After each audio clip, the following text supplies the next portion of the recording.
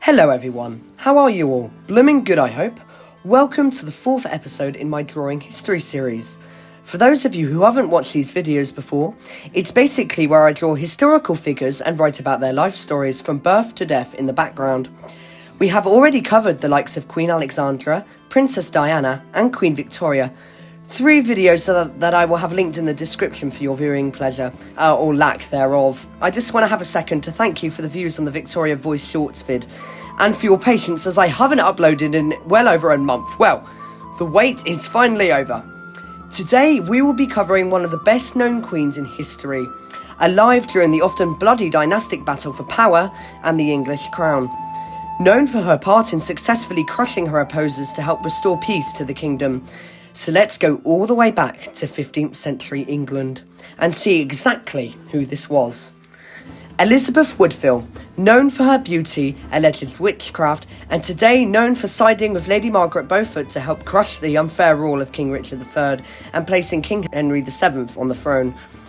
If it weren't for her tactical thinking and craftiness in politics, there may have never been a King Henry VII or Elizabeth I. Heck, possibly even the entire Tudor dynasty. Although she is often brushed towards the sidelines today, the British monarchy may have never been the same, and history owes a lot to her. Elizabeth was born in 1437 to Jacquetta of Luxembourg and Richard Woodville, 1st Earl Rivers in Northamptonshire. This cannot be confirmed, however, as no physical record of her birth has survived. Born into a family of gentry, the Woodvilles were in the middle rank of the British social hierarchy of the time, and her mother was actually already acquainted with the future queen and somewhat enemy of England, Margaret of Anjou, who will later play a key part in her story. Although they weren't considered noble, their close links to court already had made them a rather powerful and wealthy family.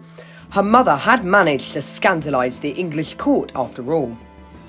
She grew into a very pretty child, and her beauty was ever more renowned wherever she went as she got older. She was eventually dubbed the most beautiful woman in the island of Britain, with heavy-lidded eyes like those of a dragon. Because of this, she had very quickly become a rather illegible lady in the marriage market, and she soon married her first husband, John Grey of Groby, in around 1452 apparently. He was the heir to the Baron Ferrers of Groby. The couple had had 2 boys together, but the marriage only lasted 9 years as he was killed in the Battle of St. Albans, fighting for the Lancastrian claim to the English throne. Yes, this was just the start to the very long and tedious Wars of the Roses. Soon she met King Edward IV, supposedly under an oak tree as he happened to pass by. He was almost instantly taken by her beauty and had one of those strange love at first sight moments you see in one of those odd films about romance. He already had many mistresses, however, and was not known for being a very faithful husband later on. Soon they married, but because a former Lancastrian supporter was marrying a man who was very much a Yorkist, a public royal wedding was considered out of the question. So they had to marry in secret at her family home with just her mother in attendance as a witness as well as 2 ladies. Thus, the marriage was highly unpopular with the court, who accused Elizabeth and her mother of being witches, and they were both heavily blamed in every tragedy that took place within. It's said that the Privy Council were also not fans of this alliance. Edward was arranged to have married a French princess by an alliance that Richard Neville, 16th Earl of Warwick, had been planning in the background. So when this backfired, he felt both embarrassed and offended, which ultimately ruined the relationship between him and Edward IV. She was crowned queen in a separate coronation on the 26th of May, 1465. Just over 3 years after her husband had successfully deposed King Henry and assumed the throne for himself. The marriage was a relatively close one. However, Edward was known to have had many mistresses before and during their marriage, but they eventually had 7 children together, which only added to the 2 young sons she had already had in her previous marriage. One of her daughters, Elizabeth of York, eventually went on to marry King Henry VII, the father of the notorious King Henry VIII.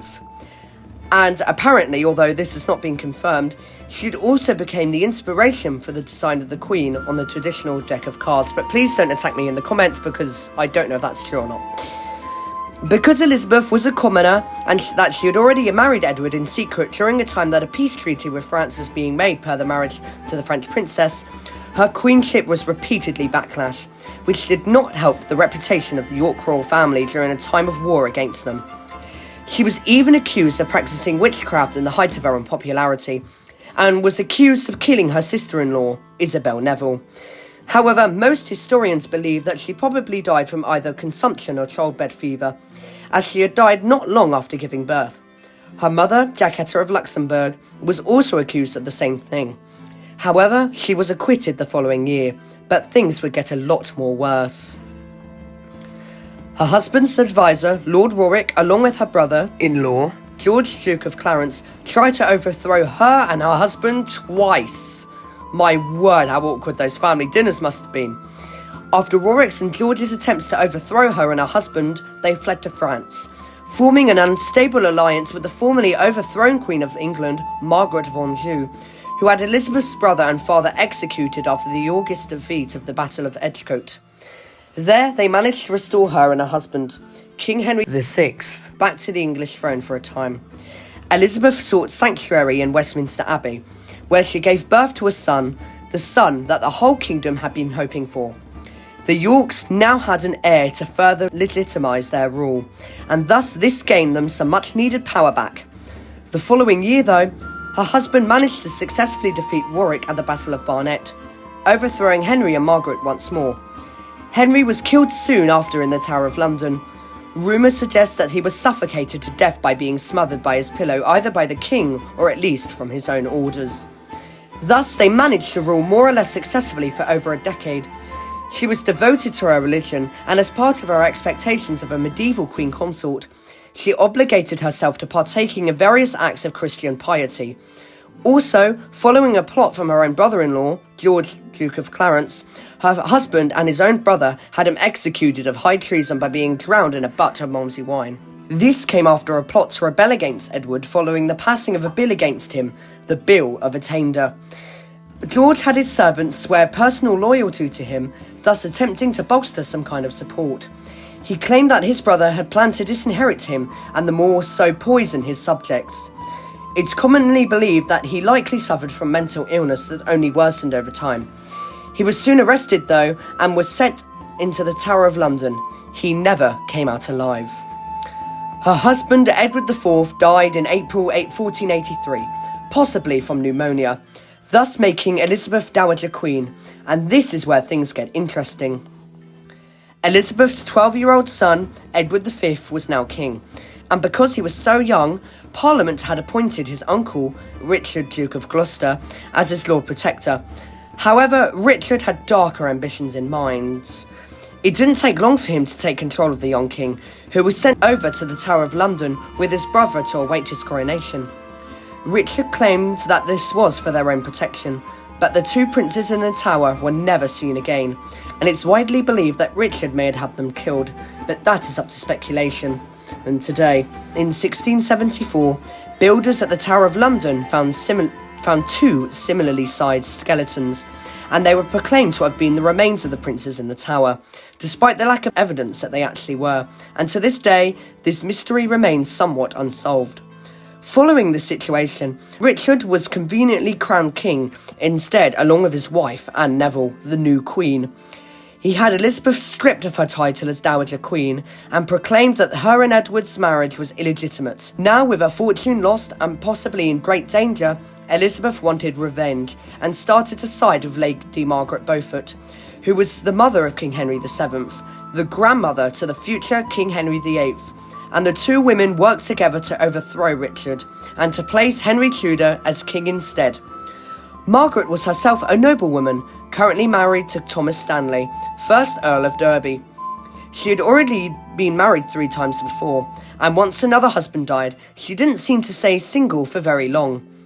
She'd had her son at the age of 13 at Pembroke Castle, and not yet being physically mature, who can blame her, the birth itself was understandably extremely difficult. Her son Henry went into the care of Sir William Herbert, and Margaret was allowed to visit him. Her third husband, fighting for the Lancastrian side, died of wounds suffered at the Battle of Barnet, making Margaret a widow again at just 28 years old. She later married Thomas Stanley, the Lord High Constable and King of the Isle of Man. Margaret took this marriage as a convenient opportunity to return to the court of Edward IV and Elizabeth Woodville. It's believed that she did this to better secure her place in court and rehabilitating her image to better advocate for her son's future ventures. This was successful, and Queen Elizabeth chose her to be the godmother to one of her daughters. Henry Tudor invaded England in 1485 and successfully defeated Richard at the Battle of Bosworth Field. It's said that after Richard was killed, his crown was found in a nearby bush, which was placed on top of Henry's head as he was proclaimed King of England. For years after, the whereabouts of Richard's body were unknown, until in 2013, a human skeleton was found buried underneath a car park.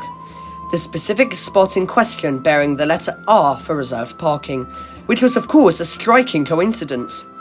Through multiple DNA tests, the remains were found to have been King Richard's all along, and he was reburied. Even members of the modern family, such as the Duke of Gloucester, Sophie, Countess of Wessex, and the Duke of Norfolk, attended his reinterment. And although she didn't attend, Queen Elizabeth II was said to have been rather fascinated by this historical discovery.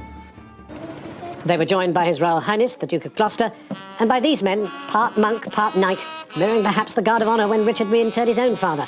Maybe that's an indication of what Richard might have wanted for himself. Echoing Richard's own time, his remains were pulled on a medieval cart, a bier, to the summit of Bosworth battlefield, all 17 stone of it, by the local army cadet force. Henry married Elizabeth's daughter, Elizabeth of York, and they became King and Queen of England, ending the Wars of the Roses. Elizabeth was granted back her title and honours of a Queen Dowager. She later retired to Bermondsey Abbey. Historians are confused as to why she decided to retire here suddenly, but it's believed that King Henry VII forced her to retreat from court, although it's believed that it had actually been planned for a long time. Some also suggest that she may have also gone into hiding, as she is believed to have had some part in the rebellion of Lambert Simnel, or at least she was a potential ally of the rebels. There she was treated with the great respect of a Dowager Queen, and lived off a pension of £400. That's over £337,000 in today's money. I'd like that money. She spent the next 5 years of her life there. She died on the 8th of June, 1492, aged 55. Although a Dowager Queen, her funeral was considered fairly simple, and although simplistic, this was actually one of the Queen Dowager's wishes. It's not known what she died of exactly, but in a letter found in 2019, it's considered that plague was the likely cause of her death, which would explain the haste and lack of public ceremony. She was laid to rest next to her husband in St. George's Chapel at Windsor Castle. Oh, and Rebecca Ferguson was amazing at portraying her. We stan the White Queen.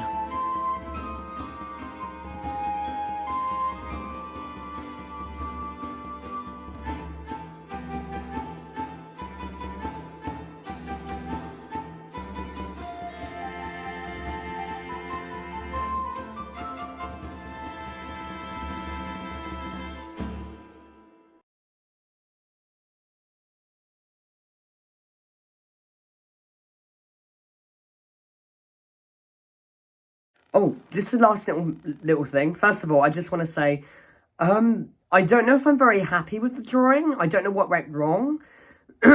Sorry, I've got a bit of a cold going on. My throat is absolutely bunged up.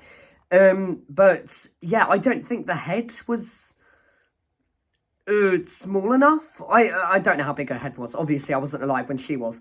But yeah, I just there's something with it. I don't know. Often my drawings come off botched. I'm not saying I'm an expert, and I don't know if I ever will be, but practice makes perfect, and I think we all come from a place. So, there we go. So if anybody of you kind of cringes at that, like, you know, I don't mind. It's fine. I also want to say, you know, because this will be going on Facebook, and I hope some people see it, because video uploading on Facebook is really, excuse my French, but quite crappy. Like, nobody really notices, nobody really looks at them, because I think the Facebook algorithm just doesn't recommend videos for some reason, so I don't know. But, also, yes, I am holding my phone with my hand, so please excuse the shaky cam. I'm trying to make it look professional. You see I've had the background blurred, because I don't use the camera a lot, so I don't know much about it, but this is how we do, as Katy Perry says. But yeah, this I just want to have, you know, a huge thank you to my friends, my followers, anybody that's has seen the post from Thursday, and to just do a huge oh no, even Friday, because I think it was Friday night when I posted it. And anyway, yeah, I can't remember. But anyway, I just want to thank you guys for your support. And I think it's the people like you that really allow me to shine and bring out the best of myself. You know, in my life, I've never really played for the team very well, and to have all that support and encouragement, you know, from every one of you, you know, it's gargantuanly big for me. And it just feels great to have that kind of support, because I never really did have that, you know, growing up and things like that. So yeah, I just want to have a huge thank you to everybody that's, you know, has supported me, and your lovely messages that I've gotten over the last few days. I was going to thank you for it on Facebook itself, but, you know, for a post or something, but I thought, how special would it be to feature you guys in a YouTube video? So, yes, there we go. So, and as for you other guys, thank you for watching the video. Sorry it's been so long. If you follow our socials, which I will have linked down below, right here. It's been a very busy few weeks, and I haven't felt as motivated as such to do uploads. And I was actually like debating just to quit altogether, because I kept doing that at one time, but I knew that I probably needed a break if I was getting sick of it, if my brain was going, right, okay, this isn't good.